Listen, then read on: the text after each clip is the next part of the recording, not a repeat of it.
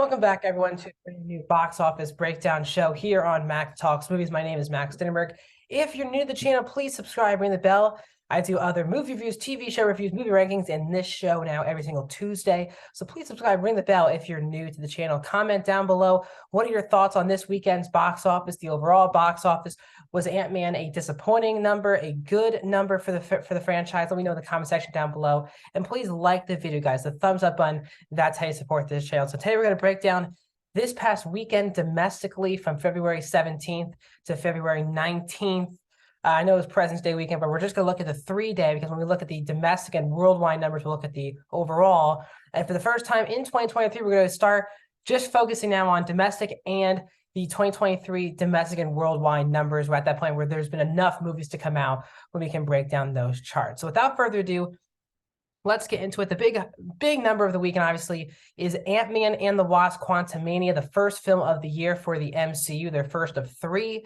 And Ant-Man and the Wasp: Quantumania debuts at $105.5 million at the domestic box office. This is a good number for Ant-Man and the Wasp. It's not a great number. Now, for the franchise, it's definitely a great number. The first film grossed around $64 million opening weekend. The next film was around 70 to 80 range. So this is definitely obviously the positive for the Ant-Man trilogy is that it's continually growing by movie. Now, obviously, this is definitely different than the other two Ant-Man films, with this having a much larger scale and being a kickoff for a whole new phase of the MCU. But really, we can't really tell how Ant-Man is really doing until we see its second, third, fourth weekend box office drop. We'll really start to understand that next week with its second weekend drop. Again, it will have IMAX showings for only one more weekend. So it has its IMAX screens for 2 weekends compared to like Avatar's like 9. But then Creed 3 in a couple on March.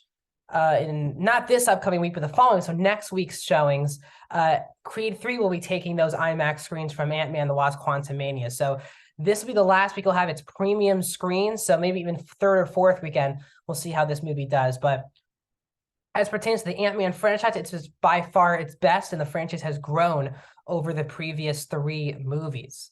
In second place, still in its 10th weekend, is Avatar: The Way of Water, only dropping 11% in its 10th weekend, getting another $6.4 million domestically.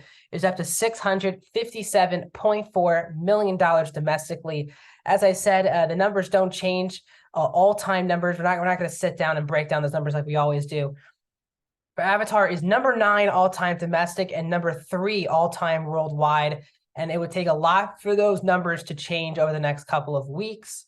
But still, 10 weekends, losing premium screens to Ant-Man the Wasp: Quantumania and still being number 2. What a win for Disney this week, with both Ant-Man and Avatar still doing great at the box office. In third place, in its second weekend, is Magic Mike's Last Dance from Warner Brothers Discovery. It drops 34% in its second weekend. Gets $5.4 million. It's up to $18 million domestically.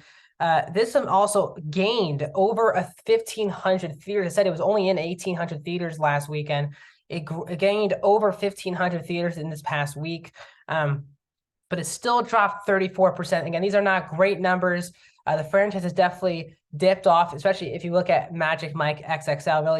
Really the 2 sequels just haven't had great box office. There's kind of no buzz around it. But I think this movie will do very good once it hits premium video on demand and HBO Max later in the year. In fourth place, its 9th weekend, is Puss in Boots: The Last Wish, gaining $5.3 million, only dropping 5% in its 9th weekend. And now Puss in Boots: The Last Wish is up to 166.1 domestically. Again, these are also fantastic numbers for Puss in Boots: The Last Wish. We were kind of wondering what were the legs going to be in 9 weekends, and it's been in the top 5 now. It's been available for PVOD for over 5 weeks now. It's been available to rent or purchase at home, and people are still going out to see this movie in the theater. So great news for Universal. This is their number 4 movie. and Universal continuing their hot streak of all these movies, and they'll have another movie coming out this upcoming weekend. Another Universal movie gets back into the top 5 this past weekend with Knock at the Cabin in its third weekend, just edging out 80 for Brady. So they both came out the same weekend. 80 for Brady knocked this movie out last weekend in their second weekends, and Knock for the Cabin gets back in its third weekend. So $3.97 million for Knock at the Cabin, 27% drop. It's up to $30.4 million. I heard the reported budget was around $10 million. So if that is the case, it's probably already made back. It's definitely broken even. So this movie is definitely money making for Universal and M. Night Shyamalan. It's not this overwhelming success like his other early hits are. But still, because he makes the movies on the cheap and he has a big enough name, enough people come to these movies to see for them to make money. So Universal with the number 4 and 5 movie of this past weekend. When we look at domestic so far this year, it is still about Ant-Man and the Wasp: Quantumania in just 1 week in theaters. It's at 105.5 million domestically. Megan is in second place at $93.4 million. It's such a shame. Megan will finish just short of $100 million. A Man Called Otto has made $60 million. And then you kind of get the 4 through 10 kind of in the no man's land. They won't be on this chart for long. But 80 for Brady, Plane, Knock at the Cabin, Missing, Magic Mike's Last Dance, Pathan, and House Party wraps up the top 10 domestically. So any movement is kind of the Knock at the Cabin should be passing Plane this upcoming weekend and get into the top 5 domestic of the year so far. But again, this chart is really only about Ant-Man and the Wasp: Quantumania and really Megan that's doing any big numbers. But because we are finally at 10 movies that we can actually talk about, I wanted to get into that. And then if you look at the worldwide numbers, there is only 2 American films in the top 10 all-time, sorry, not all-time, the worldwide numbers so far this year. China has already had 2 movies that are in the top 2. One has made $652.7 million already. And in second place is a movie from China that's made $576 million already. So watch out for that. Ant-Man and the Wasp made $226 million worldwide in its opening weekend. So 105 domestic, 121.3 worldwide internationally. But it did not hit as much as they wanted in China, was the report that came out. Pathan, an Indian film that is doing very well here domestically, is also doing very well internationally as well, obviously.